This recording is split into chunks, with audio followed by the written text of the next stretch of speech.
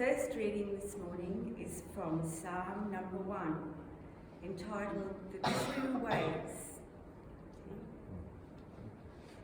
Happy are those who do not follow the advice of the wicked, or take the path that sinners tread, or sit in the seat of scoffers. But their delight is in the law of the Lord, and on his law they meditate day and night. They are like trees planted by streams of water, which yield their fruit in its season, and their leaves do not wither. In all that they do, they prosper. The wicked are not so, but are like chaff that the wind blows away. Therefore the wicked will not stand in the judgment, nor sinners in the congregation of the righteous. For the Lord watches over the way of the righteous, but the way of the wicked shall perish. The second reading is from Jeremiah, chapter 17, and verses 5 to 10, and reading from the New Revised Standard Version. Thus says the Lord, cursed are those who trust in mere mortals, and make mere flesh their strength, whose hearts turn away from the Lord. They shall be like a shrub in the desert, and shall not see when relief comes. They shall live in the parched places of the wilderness, in an uninhabited salt land. Blessed are those who trust in the Lord, whose trust is in the Lord. They shall be like a tree planted by water, sending out its roots by the stream. It shall not fear when heat comes, and its leaves shall stay green. In the year of drought, it is not anxious, and it does not cease to bear fruit. The heart is devious above all else. It is perverse. Who can understand it? I, the Lord, test the mind and search the heart, to give to all according to their ways, according to the fruit of their doings. And this ends the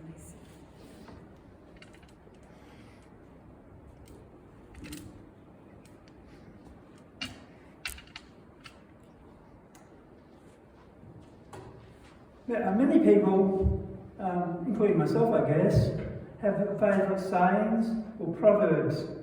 So we might say, fortune favours the bold, practice makes perfect,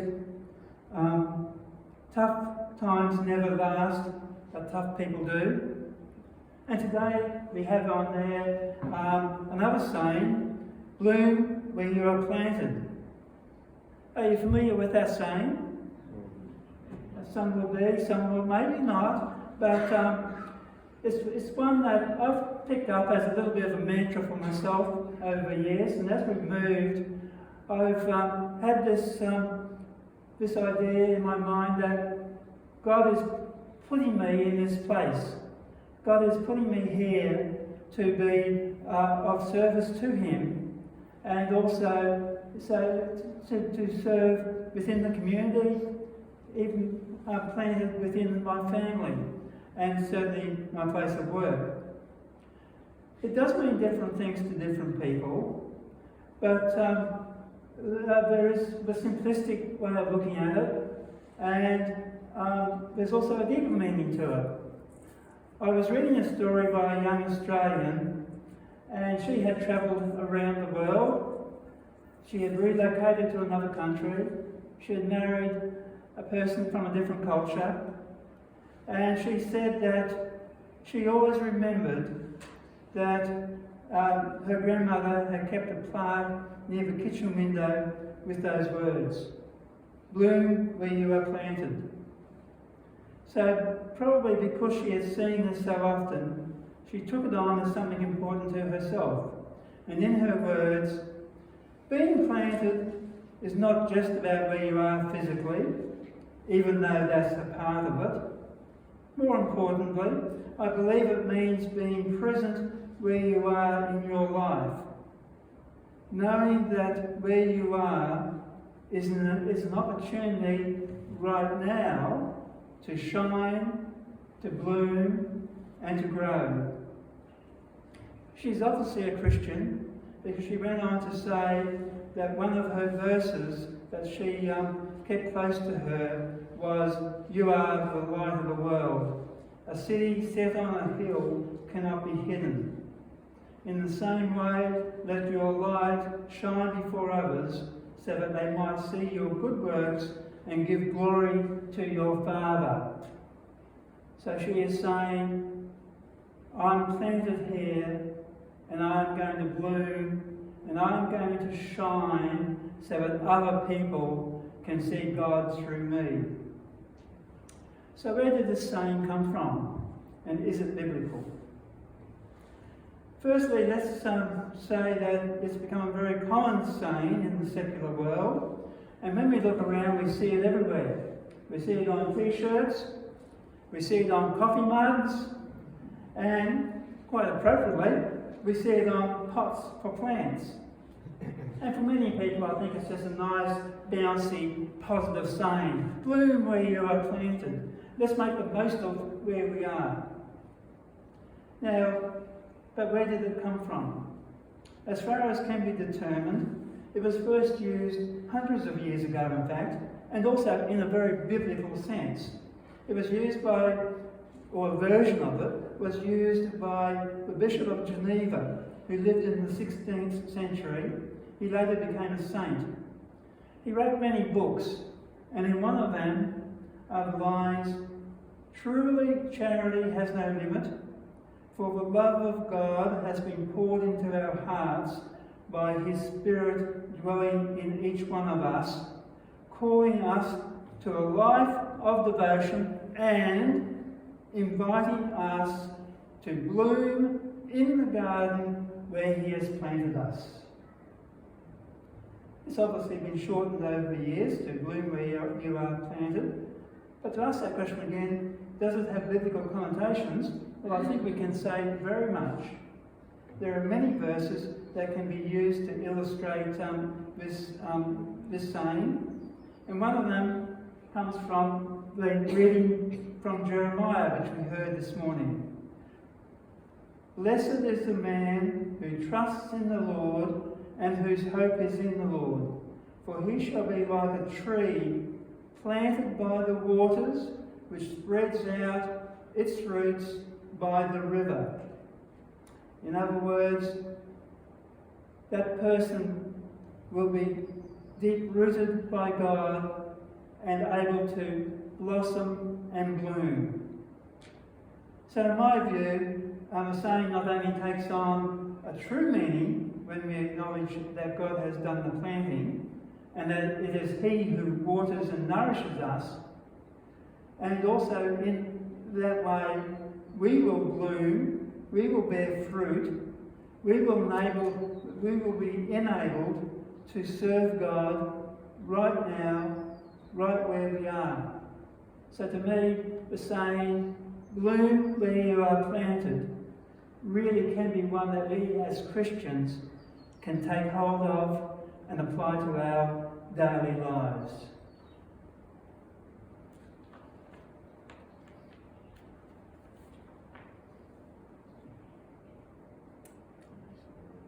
Metaphors. Now we're going to talk about not sayings, but metaphors. The good old metaphor. It's very common. We use them all the time. We usually don't even realise it. She's my better half. I do say that a fair bit. You're on a slippery slope, young man. I'm a late bloomer. You have a heart of stone. That's not the subject of that one. And also this one. I'm the black sheep of the family. Perhaps I was, perhaps I wasn't. But a good metaphor is certainly a valuable tool for a writer. It's one of the many literary devices that can evoke powerful images and connections in a reader's mind. The Bible, we could almost say, is full of metaphors. The Bible uses metaphors to help us make connections that allow us to understand deeper truths. Metaphors in the Bible, such as, the Lord is my shepherd. God is being compared to a shepherd, or God in fact is called a shepherd, someone whose duty it is to take care, to look after the sheep. You are the salt of the earth. Are we really salt? No, but we are told that, and Jesus said that we are salt, and all the connotations that that has. I am the bread of life. The day of the Lord will come like a thief in the night. Metaphors. And in today's reading from Psalm and Jeremiah, we have more metaphors, or maybe strictly speaking similes. He will be like a tree planted by the water that sends out its roots by the stream. In the New Living Translation, they are like trees planted along the riverbank, bearing fruit each season. Their leaves never wither, and they prosper in all they do. And to have strong trees, we obviously need water. Water, as you know, is the ultimate source of the life of a tree. Trees planted by a river grow strong and sturdy and have a good root system. Now, this is a beautiful image also of a person of faith. A person who's planted by a river and sending down roots and living out what they believe. God's ways are awesome. For one who trusts in Him, there will be peace. And who is this person? They are the ones, as the psalmist states, who delight in the law of the Lord, and they meditate. And I think that's important. They meditate on the word by day and at night. The stream represents the ways of God and our love for God. So this is a fruitful tree. Sowing and then having seasons for harvesting, bearing fruit. And of course, that fruit, as Paul says in the book of Galatians, the fruit of the Spirit is love, is joy, peace, patience, kindness, goodness, faithfulness, gentleness, self-control. As we look at our own lives, can we say tick, tick, tick, tick? Or are we a work in progress? And I think I'm certainly a work in progress. Why is a tree productive and bearing fruit? Because it is planted in a good place. Where have we been planted? That's a question to ask ourselves. Are you being productive where you have been planted? Is there more that you can do? God plants us. God plants us where we are, and plants us where we are needed at a given time. And we need to grow where we are planted. So let us go back to that saying, bloom where you are planted. The meaning of bloom, the word bloom, lies in maturity. Once a plant reaches maturity, it blooms. And to bloom is to flourish. Of course, sometimes we don't have a choice as to where we are planted. And indeed, I might say, we quite often don't. So we need to accept that God is far more knowledgeable, He's far more wise than we are, and He has put us where we are for a purpose. So trusting Him means surrendering our will to His will. In Proverbs 11, verse 28, we read, "Whoever trusts in his riches will fail," as his own riches, will fail, "but the righteous will flourish like a green leaf." So blooming has nothing to do with riches, but it has a lot to do with righteousness. When we allow ourselves to be planted where God wants us, when the tough circumstances come, they are there to strengthen and to grow our faith. Then blooming becomes a natural part of the process, growing and maturing into our spiritual life. So what about the Sunrise Beach Uniting Church here in Grass Tree Court? In your mission statement, we see we are a fellowship of believers made in God's image and called as disciples of Christ to share the good news with everyone through learning, listening, praying, and working together actively to reach out to our communities. This is a place to believe, to belong, and to become. So the question that we all ask, are we planted in a good place? What fruit will we bear over this coming year?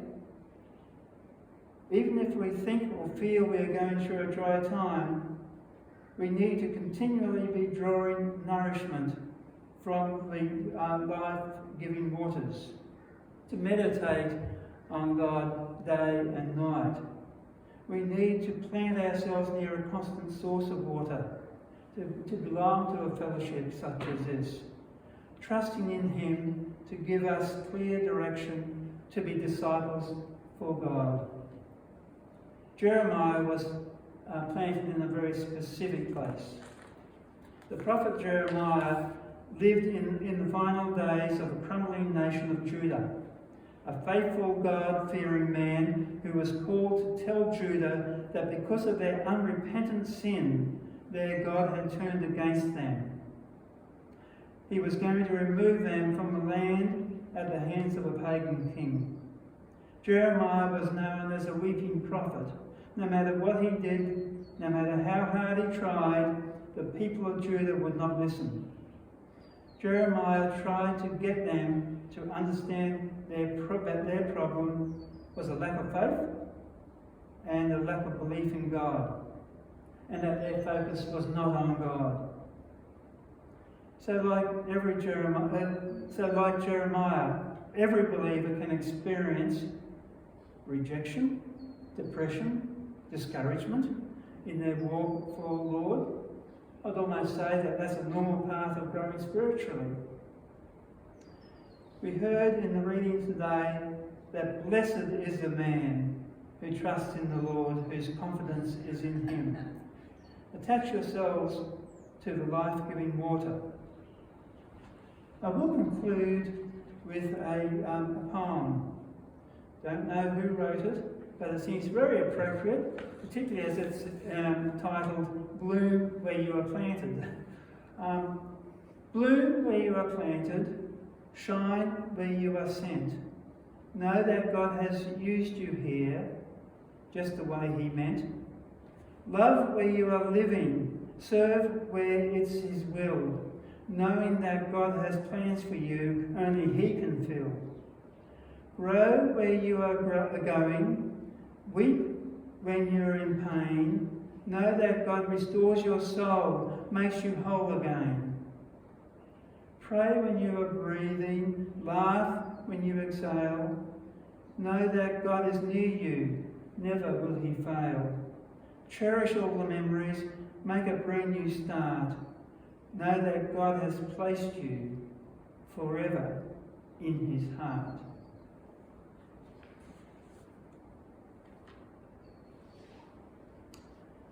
We will now sing